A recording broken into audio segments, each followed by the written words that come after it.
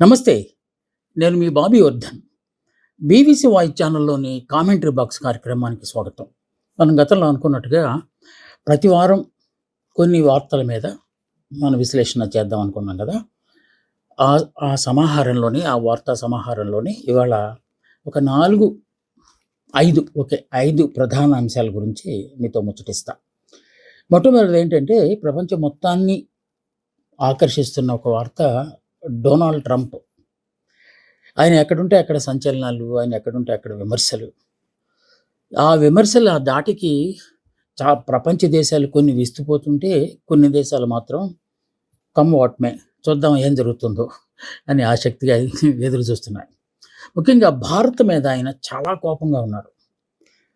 మనం రష్యా నుంచి చమురు దిగుమతులు పెంచుకోవడం ఆయన అస్సలు జీర్ణించుకోలేకపోతున్నారు. మనకు వార్నింగ్ ఇచ్చారు తగ్గించుకోండి అని. మనం వాళ్ళ దగ్గర చౌకగా కొనుక్కొని వేరే దేశాలకు ఎక్కువ ధరకు అమ్ముకుంటున్నాం అని కూడా విమర్శించారు. అయినా భారత్ ఏం ఖాతరు చేయలేదు. మనమేంటో నిరూపించే ప్రయత్నంలోనే భారత్ ఉంది. సో, అది అసలు తట్టుకోలేకపోతున్నారు. దానికి తోడు ఈ మధ్య కాలంలో చైనాకి చాలా సంవత్సరాల తర్వాత, దాదాపు 7, 8 సంవత్సరాల తర్వాత భారత ప్రధాని అక్కడికెళ్లారు. సో, అంతకుముందు మన సరిహద్దు విషయాల్లో కొంత గొడవ ఉన్నప్పటికీ అది సద్దుమణిగి మొత్తానికి భాయి భాయి అని చెప్పి కామ్రేడ్స్‌తో కాషాయి హస్తాన్ని కలుపుకోవడానికి అక్కడికి వెళ్ళినట్టయింది. అక్కడికి పుతిన్ గూడా వచ్చారు. అంటే ఆల్ కామ్రేడ్స్ అందరూ అక్కడ కలిసినట్టయింది. సో, అది కూడా అసలు ట్రంప్‌కి గజగజలాడించేసింది. ఏంటి అసలు ఇది, వాళ్ళందరూ ఒకటైపోతున్నారు. గతంలో గూడా యూరోపియన్ యూనియన్‌కి సంబంధించి బ్రిక్స్ సమావేశం అయినప్పుడు కూడా డాలర్‌కి మీరు ప్రత్యామ్నాయంగా గనక యూరోని తీసుకొస్తే మేము ఎంతో చూస్తానని అప్పట్లో బెదిరించాడు కదా! ఇప్పుడు అలాంటిదేదో జరగబోతుంది అని చెప్పి ఆయన కొంచెం ఎందుకో భయపడుతున్నాడో, లేకపోతే ఆందోళన చెందుతున్నాడో తెలియదు గానీ, మళ్ళీ తన విమర్శన స్వరాన్ని పూర్తిగా పెంచేశాడు. సో, ఈ చైనాలో జరిగిన సమావేశానికి భారత్ వెళ్ళడంతో పాటు, భారతే లీడింగ్ లాగా అక్కడ అనిపించిన వాతావరణం ఉంది. సో, ఒక ప్రక్క జిన్‌పింగ్, మరో పక్క పుతిన్, ఇంకో ప్రక్క మోడీ. వీరి ముగ్గురిని ఎక్కువ హైలైట్ చేస్తూ మీడియా గూడా ఈ చైనా సంబంధించిన సమావేశాలను హైలైట్ చేసింది. అది అస్సలు జీర్ణం కావట్లేదు ట్రంప్ గారికి. అందుకే తనతో పాటుగా తన అనునయులు ఉంటారు గదా! అంటే స్పోక్స్‌మెన్‌తో గూడా భారత్ మీద ఎదురుదాడి చేయించే కార్యక్రమం చేశాడు. ఇప్పుడు అసలు విషయం ఏంటంటే, ఆయన చమురు గురించే మాట్లాడుతున్నాడు. ఇప్పుడు ఆయుధ సంపత్తిని ఎక్స్‌చేంజ్ చేసుకోవటంలో అసలు ఈ బాధంతా ఎందుకు ఇలాగా ఆయన ఇబ్బంది పడుతున్నాడు అని అంటే, అమెరికా కొన్ని బలహీనమైన దేశాలను ఐడెంటిఫై చేసి అక్కడ అంతర్యుద్ధాన్ని చాలా చాలా జరిగింది. లాటిన్ అమెరికన్ కంట్రీస్‌లో చూస్తే అమెరికా యుద్ధాన్ని సృష్టించి ఆయుధాలు అమ్ముకోవడం అనేది అమెరికాకి ఎప్పటినుంచో వస్తున్న ఒక ఆనవాయితీ. అంటే సహజ గుణం అది. సో, ఇప్పుడు అది పోతుంది. భారత్ లాంటి దేశాలు బాగా ఎదుగుతున్న దేశాలు వేరే దేశాల మీద ఆధారపడితే మన మీద వాళ్ళు అసలు ఖాతరు చేయరు మనల్ని అని చెప్పి ఒక భయం పట్టుకున్నట్టుంది. అందుకోసమనే చాలా కోపంగా ఉన్నాడు. దీనికి తోడు చైనా ఏం చేసింది, పుతిన్, ఉత్తర కొరియా కిమ్ ఉన్నాడు కదా! ఇంకొక పెద్ద ఖతర్నాక్, వాళ్ళందరి సమక్షంలో తన రక్షణ పాటవాన్ని ప్రదర్శించింది. పెద్ద పెద్ద మిజైల్స్ అవన్నీ చూయించేసి, ఒక మిజైల్ ప్రత్యేకించి తయారు చేసిన ఒక మిజైల్ అది 20,000 కిలోమీటర్లను కవర్ చేస్తుంది. అంటే ప్రపంచంలో సగం ప్రాంతాన్ని పూర్తిగా అది నాశనం చేయగలిగిన సత్తా ఉన్న దాన్ని ఆయన ఎగ్జిబిట్ చేశారు. సో, దాంతో ఏం సంకేతం వెళ్ళింది?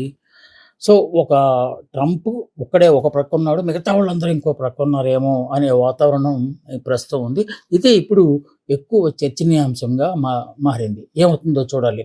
ట్రంప్ ఒక ప్రక్కుంటే, Kim, Jinping and Putin, Modi ఇంకా చాలామంది కలుస్తారు. వీళ్ళందరూ ఒక ప్రక్కున్నారేమో. అసలు ప్రపంచం 2గా చీలిపోతుందేమో అన్నంత వాతావరణం ఇప్పుడు ప్రత్యేకించి కనపడుతుంది. అందుకే ట్రంప్ దీన్ని జీర్ణించుకోలేకపోతున్నారు. ఈ అంశం ఎక్కువగా వార్తల్లో వచ్చింది. ఇక ప్రాంతీయ వార్తలకు సంబంధించి ఆంధ్రప్రదేశ్ ముఖ్యమంత్రి చంద్రబాబు నాయుడు గారికి మరోసారి కోపం వచ్చింది. ఊగిపోయారు ఆయన. ముఖ్యంగా మీడియాలో తన ప్రభుత్వం గురించి అవాకులు చవాకులు పేలుతున్న వాళ్ళ మీద దుమ్మెత్తిపోశారు ఆయన. ఏంటి భావప్రకటన స్వాతంత్రం అని చెప్పి ఇష్టారాజ్యంగా రెచ్చిపోతే మేము ఊరుకోవాలి ఇక్కడ. 15 మాసాల నుంచి నిద్రాహారాలు మానేసి ఆంధ్రప్రదేశ్ అభివృద్ధి కోసం మేము వినలేని కృషి చేస్తుంటే దాని మీద కూడా విమర్శలు చేస్తారా మీరు? తాట తీస్తాం, అంతు తేలుస్తాం అలాంటి మాటలు మాట్లాడి, ముఖ్యంగా సోషల్ మీడియా మీద ఆయన బాగా విరుచుకుపడ్డారు. అంటే ఇప్పుడు ప్రతి రాజకీయ పార్టీకి, ప్రభుత్వానికి అనలే గానీ, ప్రతి రాజకీయ పార్టీకి ఒక సోషల్ మీడియా వింగ్ ఉంది. కొన్ని వేల మంది దాంట్లో పనిచేస్తున్నారు. ఆ మాటకొస్తే మన భారతీయ జనతా పార్టీకి లక్షల్లో సోషల్ మీడియా యాక్టివిస్టులున్నారు. అలాగే ఇక్కడ తెలుగుదేశంకి, ఐటీడీపీ, అలాగే మళ్ళా దీనికి కూడా మా వైఎస్ఆర్ కాంగ్రెస్‌కి కూడా సోషల్ మీడియా. ఎందుకంటే ఇప్పుడు ప్రధాన స్రవంతి మాధ్యమాలు అంటే మీడియా కంటే, మెయిన్ స్ట్రీమ్ మీడియా కంటే సోషల్ మీడియా దూసుకు వెళ్తుంది. ఎక్కువ మందికి చేరుతుంది. అందువల్ల ఎక్కువ మంది సోషల్ మీడియాని ఆశ్రయిస్తున్నారు. ప్రేక్షకులు కూడా దాన్ని ఆదరిస్తున్నారు.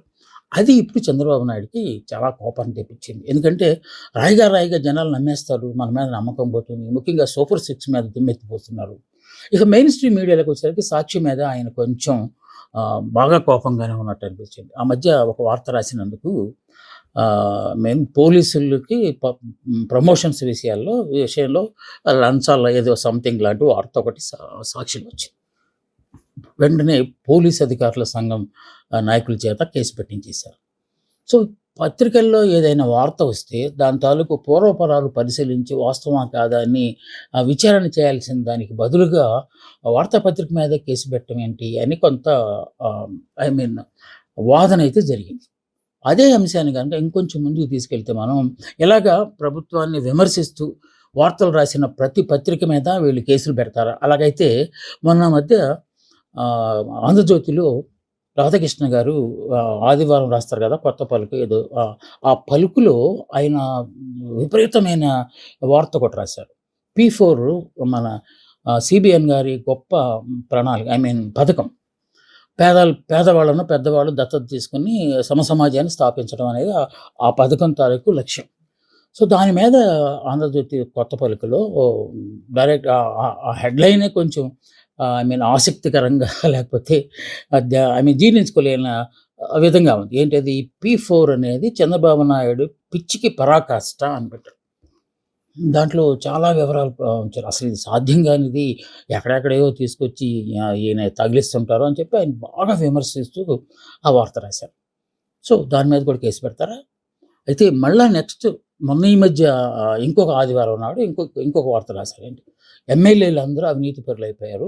ఎమ్మెల్యేలందరూ లంచాలు లేకుండా ఏ పనులు చేయట్లేదు అని చెప్పి ఆయన పేర్లు అయితే ప్రస్తావించలేదు కానీ మొత్తం ఆ వ్యవస్థ మొత్తాన్ని ఆయన ఎండగట్టేసేసారు. ఎక్కడెక్కడ ఏ సందర్భాల్లో ఎమ్మెల్యేలు లంచాలు మరిగారు. ఆయన ఇంకొక దానికి డిఫెన్స్ కూడా రాశారు. ఎందుకు వీళ్ళు అవినీతి పరులవుతున్నారు, ఎందుకు డబ్బులు సంపాదిస్తున్నారంటే ఎలక్షన్లో వాళ్ళు చాలా డబ్బులు ఖర్చు పెడుతున్నారు కనుక ఆ ఖర్చు పెట్టిన డబ్బును వెనక్కి రాబట్టుకోవడం కోసం ఇలాంటి అడ్డదారులు తొక్కుతున్నారు అని ఆయన సహేతుకమైన విమర్శతో ఒక వార్త రాశారు. ఇప్పుడు ఆయన మీద కూడా కేసు పెడతారా? ఇలాంటి ప్రశ్నలే మనకు ఇప్పుడు ఎదురొస్తున్నాయి. పోనీ భావ ప్రకటన స్వాతంత్రం పేరుతో పిచ్చిగా రెచ్చిపోతున్న సోషల్ మీడియా ఓకే. ఎందుకంటే కొంతమంది కేవలం వ్యూస్ పెంచుకోవడం కోసం ఇష్టారాజ్యంగా భాష విషయంలో కూడా హద్దులు మీరి రాస్తుంటారు. అలాంటి వాళ్ళ మీద నో డౌట్ యాక్షన్ తీసుకోండి. ఆయన ఇంకొక పెద్ద మాట కూడా అన్నారు. మరి దేశంలో ఎక్కడైనా ఉందో లేదో తెలియదు కానీ ఈ సోషల్ మీడియా ఆగడాలను అరికట్టడానికి, భావ ప్రకటన స్వాతంత్రం పేరుతో రెచ్చిపోవడాన్ని అడ్డుకోవడానికి అవసరమైతే ఒక చట్టాన్ని తీసుకొస్తాం, ఆ చట్టాలను అందరినీ బుక్ చేస్తాం అని తీవ్రమైన వార్నింగ్ ఇచ్చారు. మిమ్మల్ని ఎవడే కాపాడలేడు, మీరు ఎవరి ఎండ చూసుకుని ఇదంతా చేస్తున్నారు. బహుశా వైఎస్ఆర్ కాంగ్రెస్ తాలూకు సోషల్ యాక్టివిస్టులని ఆయన వార్నింగ్ ఇచ్చారు. మిమ్మల్ని ఎవరిని కాపాడలేరు, తీసుకెళ్ళి లోపలేస్తాం అని చెప్పారు. ఏం జరుగుతుందో చూడాలి. వార్త ప్రధాన స్రవంతి పత్రికల మీద కూడా కేసులు పెట్టడం మొదలు పెడితే ఇందాక మనం చెప్పిన సాక్షి, ఆంధ్రజ్యోతి లాంటివి కూడా వెళ్తాయి. మళ్ళా ఈనాడులో కూడా మళ్ళీ కొన్ని యూరియాకి సంబంధించి ఒక వార్త వచ్చింది. చాలా కష్టాలు పడుతున్నారు అని చెప్పి ఒక వార్త వచ్చింది. సో మరి ఈనాడు మీద కూడా కేసు పెడతారేమో చూడాలి అని చాలామంది ఆశ్చర్యంగా చూస్తున్నారు. ఇక ఇంకొక ముఖ్యమైన అంశం, అది మన రాష్ట్రానికి సంబంధించింది కాదు కానీ ప్రక్క రాష్ట్రానికి సంబంధించింది. కల్వకుంట్ల కవిత ఇప్పుడు ఆవిడ వార్తల్లో ఉన్నారు. ఏంటి ఆవిడ చేసిన పని అంటే తన సొంత పార్టీ బీఆర్ఎస్ మీద విమర్శల బాణాలను ఎక్కుపెట్టి గత కొన్నాళ్ళుగా ఆవిడ విధ్వంసం సృష్టిస్తున్నారు పార్టీలో. చాలామందికి ఆశ్చర్యంగా ఉంది. రకరకాల యాంగిల్స్ నుంచి దీన్ని చూస్తున్నారు. కొంతమంది ఇదంతా బీజేపీ చేపిస్తుందని, ఇంకొంతమంది కాంగ్రెస్‌కి కవిత అమ్ముడు పోయింది. అందుకే వాళ్ళేం చెప్తే అది చేస్తుందని చెప్పి రకరకాలుగా చేస్తున్నారు. కవిత మద్యం కుంభకోణం ఆరోపణల మీద జైలుకెళ్ళినప్పుడు తనను సరిగా ఎవరు పట్టించుకోలేదని, తనను తొందరగా బెయిల్ ఇప్పించి తీసుకురావడానికి ఎవరు ప్రయత్నాలు చేయలేదని, అప్పటినుంచే కోపాన్ని పెంచుకున్నారని పార్టీ మీద. పార్టీ తనకు అండగా ఉండలేదని. కానీ నాకు గుర్తుండి ఆవిడ జైల్లో ఉన్నప్పుడు తన అన్న కేటీఆర్ గారు వెళ్ళారు, హరీష్ గారు వెళ్ళారు, సంతోష్ గారు వెళ్ళారు. వీళ్ళందరూ వెళ్ళి వస్తూనే ఉన్నారు. బహుశా కారణాలు ఏమైనా కావచ్చు. కేసీఆర్ గారు మాత్రం వెళ్ళలేదు. అంత స్థాయి వ్యక్తి వెళ్ళాల్సిన అవసరం కూడా లేదు. సో అప్పటి నుంచే ఆవిడ కోపంగా ఉన్నారేమో, పార్టీ కష్టకాలంలో తన గురించి పట్టించుకోలేదని ఆవిడ ఆగ్రహాన్ని వ్యక్తం చేశారేమో తెలియదు కానీ అప్పటి నుంచి మొదలుపెట్టినప్పుడు సొంత పార్టీనే. కేసీఆర్ చుట్టూ కోటరీ ఉంది. ఆ కోటరీ నుంచి నాన్న బయటికి రావాలి. ఇప్పుడు కాళేశ్వరం సంబంధించి కుంభకోణానికి సంబంధించి వాళ్ళే ఆ పని అంతా చేయించారు నాన్నతో అని ఆవిడ చెప్పకనే చెప్పింది. అవినీతి జరిగింది అనే దాన్ని. ఆవిడ కోపమంతా తన అది బంధువే ఆయన హరీష్ రావు గారి మీద. హరీష్ రావు గారే ఇదంతా చేయిస్తున్నారు అని చెప్పి. కోటరీలో అనగానే ఆయన్నే మిస్‌లీడ్ చేస్తున్నారు ఈయన అని చెప్పి. అయితే ఆయనైతే పార్టీ పరంగా అసెంబ్లీలో గాని, అసెంబ్లీ బయట గాని పార్టీని పూర్తిగా తను ఓన్ చేసుకునే మాట్లాడుతున్నారు. ఎక్కడ పార్టీ వ్యతిరేకంగా ఆయన మాట్లాడినట్టు కనిపించలేదు. కానీ కవితకి మరి ఎలా అర్థమైందో తెలియదు గానీ, ఆవిడ కొత్తగా హరీష్ గారిని ప్లస్ సంతోష్ గారిని అడ్రెస్ చేస్తూ ఒక కుమ్ములాట ప్రారంభించింది.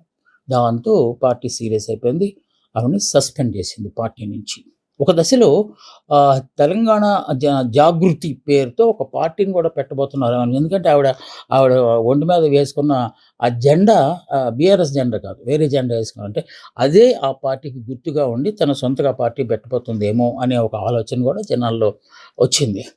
సో ఈ ఈ విమర్శల పరంపరలో హరీష్ రావు గారు 6 అడుగుల బుల్లెట్ అని ఒక ట్వీట్ చేశారు. "నువ్వేం చేయలేవు మమ్మల్ని" అన్నట్టుగా.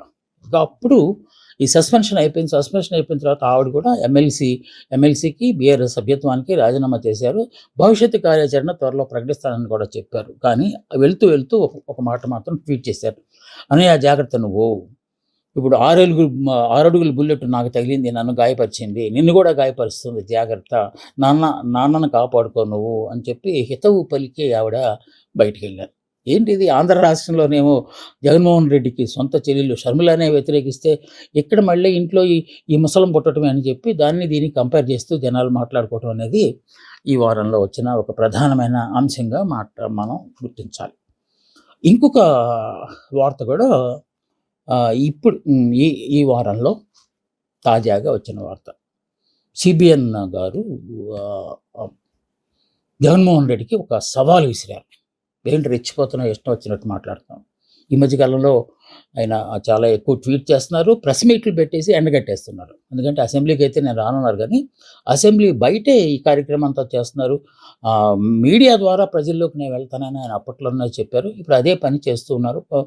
వారం 10 రోజులకు ఒకసారి ప్రెస్ మీట్ పెట్టేసి ఆ ప్రెస్ మీట్లో మొత్తం అసలు ఈ ప్రభుత్వం ఏమీ చేయలేదు, 15 నెలల పాటు మొత్తం టైం అంతా వేస్ట్ అయిపోయింది, ఆ పథకాలన్నీ బోగస్, సూపర్ 6 అనేది ఒక పెద్ద చీటు, ఇలా రకరకాలు మాట్లాడుతూ వస్తున్నారు.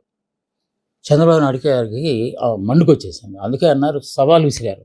చూసుకున్నారా, మీ అన్నిటికీ నేను సమాధానం చెప్తాను. బయట, సభ లోపల, సభ బయట. అసలు సభలోకి రావడానికి భయపడుతున్నావు నువ్వు విమర్శలు ఏం చేస్తావు అని చెప్పి ఆయన మీద విరుచుకుపడ్డారు. సో ఆయన కూడా ఏమాత్రం తగ్గలేదు. ఆయన ఇంకా చేస్తున్నాం. ముఖ్యంగా యూరియాకి సంబంధించి ఆయన ఎక్కువ విమర్శలు చేశారు. అంటే స్కేర్సిటీ ఉన్న మాట వాస్తవం.